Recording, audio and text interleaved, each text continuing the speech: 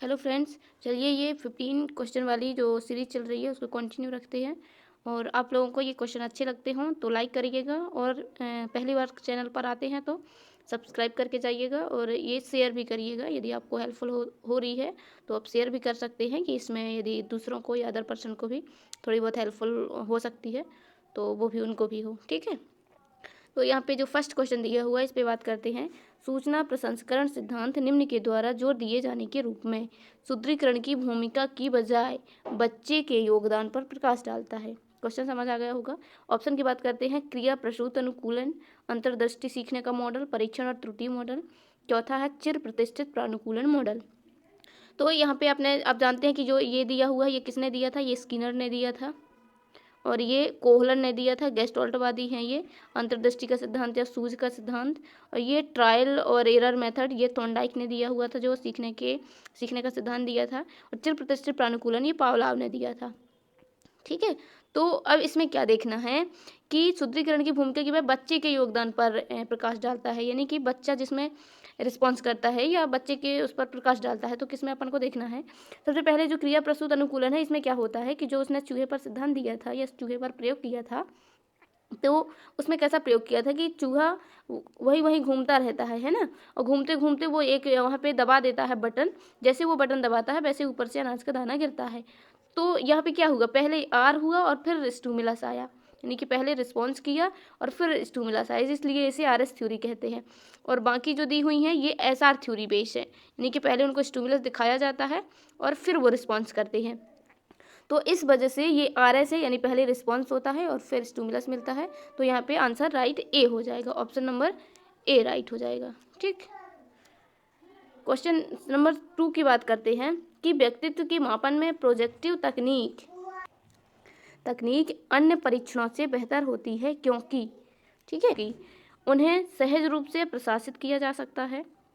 क्या उन्हें सहज रूप से प्रशासित किया जाता है। सेकंड है, वे सांख्यिकीय विश्लेषण के लिए उपयुक्त हैं, या परीक्षार्थी को नहीं पता कि वह अपने विचारों और भावनाओं को प्रकट कर रहा है। चौथा है, परीक्षणों के परिणाम का तत्काल उपलब्ध होते हैं। तो जो व्यक्तित्व मापन की प्रक्षेपी और अप्रक्षेपी विधियां थी, या प्रक्षेपी में आत्मनिष्ठ और वस्तुनिष्ठ आ जाती हैं। तो जो प्रक्षेपी विधि थी, रोटशा शाही धब्बा परीक्षण और TAT CAT जो थे, इनमें क्या होता है, इनमें कार्ड दिखाए जाते हैं। कार्ड देख करके स्टूडेंट जो वो देखता है उस पे इसके आधार पर उनका अवलोकन किया जाता है, और इसी आधार पर उनका टेस्ट किया जाता है, व्यक्तित्व का मापन किया जाता है।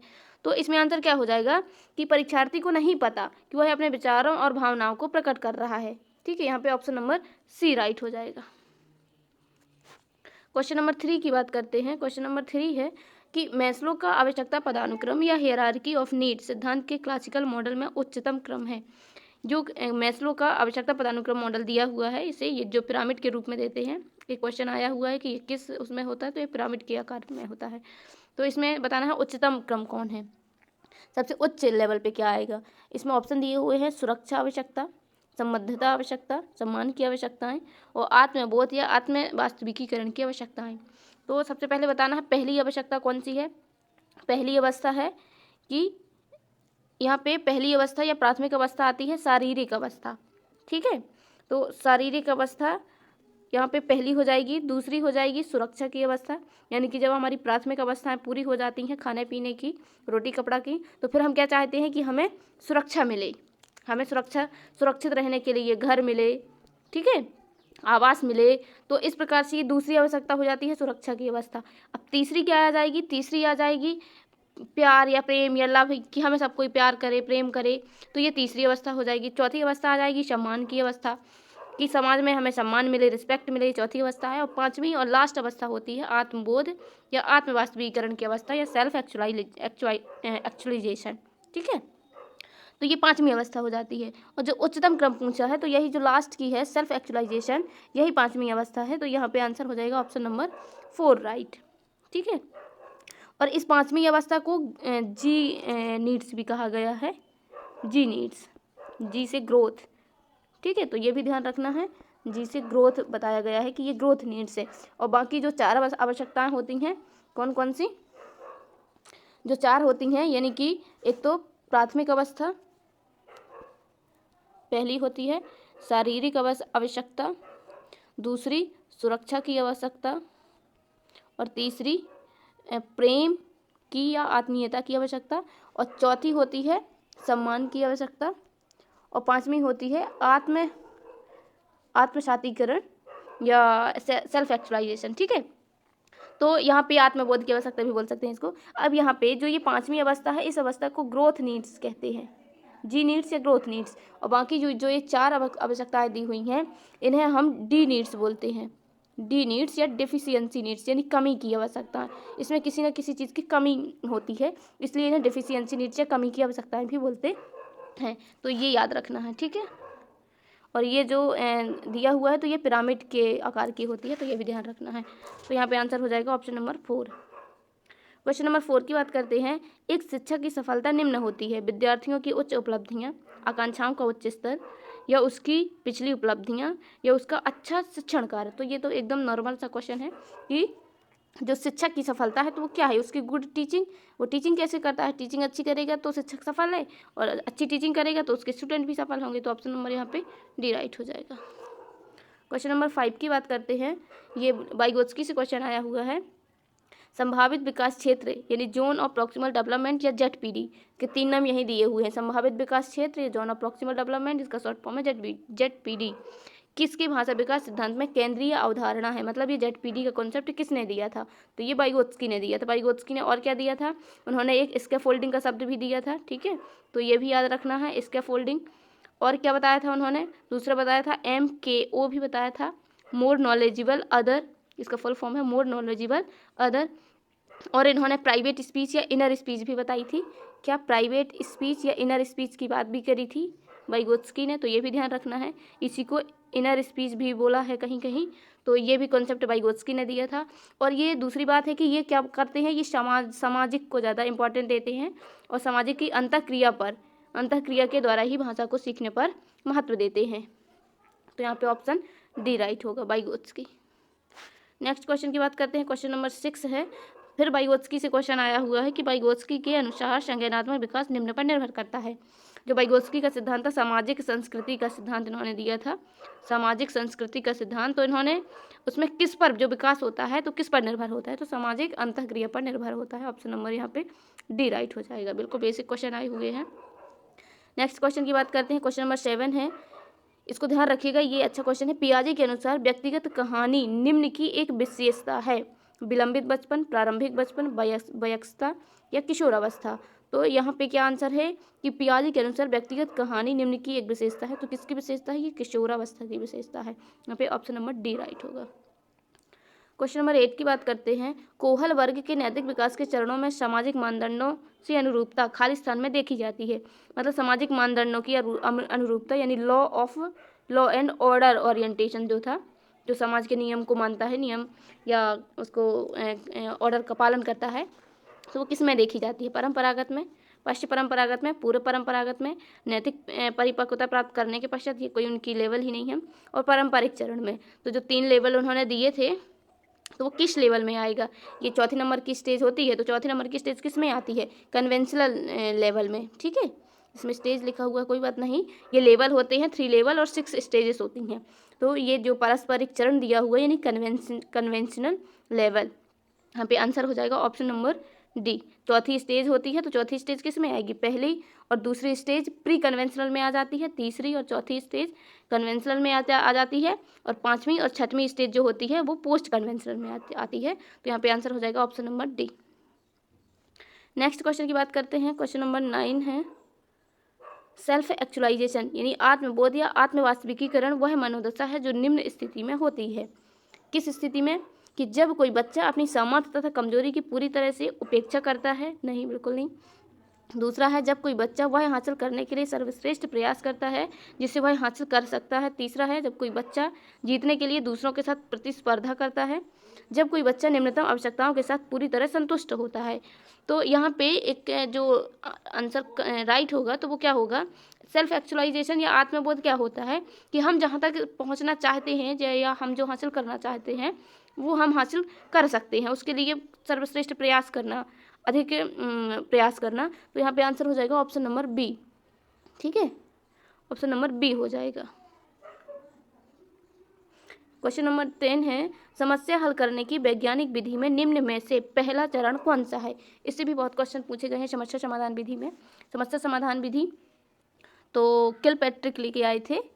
तो यहाँ पे अब इसको क्या करना है कि पहला चरण, इन्होंने कुल कितने चरण बताए हैं, 6 चरण बताए हैं समस्या समाधान विधि को हल करने के। तो पहला चरण कौन सा है यहाँ पे बताना है। पहला ऑप्शन दिया हुआ है निष्कर्ष निकालना, दूसरा ऑप्शन दिया हुआ है परिकल्पना का निरूपण करना, तीसरा ऑप्शन दिया हुआ है समस्या के बारे में जागरूकता, और चौथा दिया हुआ है तथ्यों का विश्लेषण। तो यहाँ पे पहला ऑप्शन क्या होगा, या फर्स्ट में हम क्या करेंगे, समस्या के बारे में जागरूक करेंगे, समस्या को पहचानेंगे या समस्या की पहचान करेंगे, समस्या को जानेंगे। तो यहाँ पे आंसर तो हो जाएगा ऑप्शन नंबर सी, कि ये पहला ऑप्शन है। लेकिन यदि पहला पूछा है तो हमें और भी याद रखना होगा टोटल कितने हुए, टोटल 6 हुए। तो ये कौन कौन से हुए यहाँ पे बात कर लेते हैं। जैसे दिया हुआ है कि पहला क्या है कि समस्या के बारे में जागरूकता, ये पहला हो गया, ठीक। अब यहाँ पे दूसरा आ जाएगा कि तथ्यों को एकत्रित करना, जो समस्या से रिलेटेड हैं उनसे, जो समस्या हुई समस्या से रिलेटेड जो भी हमें तथ्य मिलेंगे तो उनको क्या करना है, उनको एकत्रित करना है, ठीक है। फिर तीसरा क्या होगा, तथ्यों का विश्लेषण करेंगे, जो तथ्य हमने एकत्रित किए उनका क्या करेंगे, विश्लेषण करेंगे, ठीक है। तो उनका विश्लेषण करेंगे। फिर चौथे नंबर में क्या आएगा, जब तथ्यों का विश्लेषण कर लेंगे तो फिर क्या करेंगे, परिकल्पना का निरूपण करेंगे या उसको नियमबद्ध करेंगे। जो तथ्यों का विश्लेषण हुआ फिर उसके बाद जो परिकल्पना बनी तो उसको नियमबद्ध करेंगे या उसका निरूपण करेंगे, ये चौथा हो गया, ठीक है। पाँचवें नंबर में निष्कर्ष निकलेगा, तो निष्कर्ष निकाला, ठीक, पाँचवा हो गया निष्कर्ष या कंक्लूजन। और छठवें नंबर पे आएगा कि जो निष्कर्ष निकला उसका मूल्यांकन करना, ये समस्या का लेखा जोखा करके रखना। तो ये छठवें नंबर पे आ जाएगा। अब यहाँ पे ये पहला दिया हुआ है कि समस्या के बारे में जागरूकता, ये पहला दिया हुआ है, तो यहाँ पे आंसर हो गया सी, ठीक है। जो तथ्यों का विश्लेषण दिया हुआ है तो ये तीसरे नंबर पे आएगा, क्यों, क्योंकि दूसरे नंबर पे आएगा तथ्यों का एकत्रीकरण, तीसरे पे आ जाएगा तथ्यों का विश्लेषण करना। ये चौथे नंबर में आ जाएगा परिकल्पना का निरूपण करना, या जो तथ्य हुए जो उससे कॉन्सेप्ट निकला उसको नियमबद्ध करना या नियमीकरण करना, ये चौथा हो जाएगा। पांचवा हो जाएगा निष्कर्ष निकालना, कोई निष्कर्ष निकला, कंक्लूजन निकला। और फिर छठवें नंबर पे आएगा कि निष्कर्ष जो निकला उसको मूल्यांकन करना उसका, या समस्या से रिलेटेड जो चीज़ें मिली, जो कंसेप्ट मिले उसका लेखा जोखा करके रखना, ये छठवां हो जाएगा, ठीक। समझ में आ गया होगा, इसको याद रखना है। तो नेक्स्ट क्वेश्चन की बात करते हैं। क्वेश्चन नंबर 11 है, निम्नलिखित में से कौन सा संज्ञानात्मक ज्ञान क्षेत्र के उदाहरण के रूप में उद्धृत किया जा सकता है। फर्स्ट ऑप्शन दिया हुआ है एक फोटोग्राफिक फिल्म को विकसित करना, एक मैराथन में दौड़ना, रख रखाव के लिए जिम्मेदारी लेना, एक विशिष्ट विषय का वर्णन करना। तो यहाँ पे क्या करना है कि संज्ञानात्मक ज्ञान क्षेत्र के उदाहरण के रूप में उद्धृत किया जा सकता है, किसके लिए ये बताना है। तो एक मैराथन में दौड़ना ये कोई वो नहीं है, तो यहाँ पे ये आंसर, ये ऑप्शन गलत हो गया, ठीक है। रख रखाव के लिए जिम्मेदारी लेना, ये भी कोई ऐसी बात नहीं है कि जो संज्ञानात्मक ज्ञान क्षेत्र के लिए हो। और एक फोटोग्राफी फिल्म को विकसित करना, ये तो अलग ही मैटर है। यहाँ पे दिया हुआ है स्पेसिफिक टॉपिक, यानी किसी विशिष्ट विषय का वर्णन करना है, किसी विशिष्ट विषय का वर्णन करेंगे, यानी संज्ञानात्मक ज्ञान क्षेत्र के लिए यहाँ पे बात कही गई है। तो ऑप्शन नंबर यहाँ पे डी राइट होगा, ठीक। क्वेश्चन नंबर 12 की बात करते हैं। एक कक्षा की स्थिति में निम्नलिखित में से किन विधियों का उपयोग किया जा सकता है। एक कक्षा की स्थिति में तो क्या करना है, कक्षा की स्थिति में क्या किन विधियों का उपयोग किया जा सकता है। मामले का अध्ययन यानी केस स्टडी, आत्मनिरीक्षण, प्रयोगात्मक विधि या अवलोकन विधि। तो केस स्टडी अपन जानते हैं एक पूरी कक्षा में नहीं हो सकती, ये पर्टिकुलर एक स्टूडेंट के लिए है केस स्टडी। और आत्मनिरीक्षण, ये तो आत्मनिरीक्षण होगी ही नहीं, क्योंकि हम कक्षा में हैं तो वहाँ पे हम देख करके करेंगे, यानी ऑब्जर्व करके देख करके बच्चे क्या कर रहे हैं, तो ये भी नहीं हो। प्रयोगात्मक विधि भी एक बड़ी कक्षा होगी तो वहाँ पे भी प्रयोगात्मक विधि संभव नहीं है। तो यहाँ पे क्या कर सकते हैं हम, ऑब्जर्व करके, ऑब्जर्वेशन अवलोकन करके यहाँ पे देख सकते हैं या उनका अध्ययन करवा सकते हैं, ठीक है। तो यहाँ पे ऑब्जर्वेशन विधि का उपयोग करेंगे एक बड़ी कक्षा में, तो आंसर डी होगा। क्वेश्चन नंबर 13 है, निम्नलिखित में से कौन सा अधिगम का परिणाम नहीं है। अब अधिगम क्या होता है, अधिगम जो होता है वो व्यवहार में परिवर्तन, अधिगम क्या है, व्यवहार में परिवर्तन। लेकिन जो यहाँ पे दिया हुआ है एटीट्यूड्स, दृष्टिकोण, कौशल, अवधारणाएं और परिपक्वता, तो जो ये 3 दी हुई हैं इनमें चेंज मतलब जब हम कुछ अध्ययन करते हैं, कुछ चीज़ें जानते हैं, कुछ कभी गलत करते हैं, फिर उसके बाद उसमें सही जानते हैं कि इसका सही क्या है। तो जो कौशल है, ये कौशल जैसे पढ़ना, लिखना, सुनना, बोलना, इनको पहले हम सीखते हैं और फिर इसमें हम परिवर्तन लाते हैं, तो ये चीज़ें अलग हैं। जो ये परिपक्वता दिया हुआ है ये अधिगम से रिलेटेड है तीनों, लेकिन जो परिपक्वता दिया हुआ है तो ये परिपक्वता बिना कुछ किए यानी मैचुरेशन, ये तो एक नेचुरल बात है, ये परिपक्वता तो आएगी ही। ठीक है, हम कुछ पढ़ाई करें या ना करें, अधिगम करें या ना करें, फिर भी परिपक्वता यानी मैचुरेशन वहाँ पे डेवलप होगा, परिपक्वता आएगी, परिपक्वता का विकास होगा। तो ये परिपक्वता कभी कभी जैसे व्यवहार में परिवर्तन, कहीं व्यवहार में परिवर्तन ही अधिगम है। जैसे फीवर आ गई, फीवर में व्यवहार चेंज हो गया, तो क्या ये अधिगम है? नहीं, कोई अधिगम नहीं है। तो यहाँ पे इसी तरह ये है कि परिपक्वता एक प्रकार का अधिगम नहीं है। ठीक है, तो ऑप्शन नंबर यहाँ पे डी राइट हो जाएगा। यहाँ पे ये भी ध्यान रखना है, अधिगम एक यहाँ पे ये अस्थायी हो जाता है, और ये अधिगम क्या है? व्यवहार में अस्थायी परिवर्तन, जो स्थायी परिवर्तन होता है वही अधिगम है, और जो ये बाकी चीज़ जैसे परिपक्वता बदलती रहती है यानी अस्थायी है, इसलिए यहाँ पे आंसर डी होगा। जब बच्चा निम्न प्रदर्शित करता है तो वाक विकार यानी स्पीच डिसऑर्डर नहीं माना जाता, यानी स्पीच डिसऑर्डर नहीं है। यहाँ पे बताना है स्पीच डिसऑर्डर क्या नहीं है। तोतलाना एवं अस्पष्ट उच्चारण करना, यानी तोतलाना और अस्पष्ट बोलेंगे तो ये एक स्पीच डिसऑर्डर है। तेजी से, ठीक है, नहीं है, लेकिन अस्पष्ट बोलना, तेजी से बोल रहा है, तेजी और धीमी गति से बोलना चल जाता है, लेकिन जो अस्पष्ट बोल रहा है ये एक प्रकार का स्पीच डिसऑर्डर है।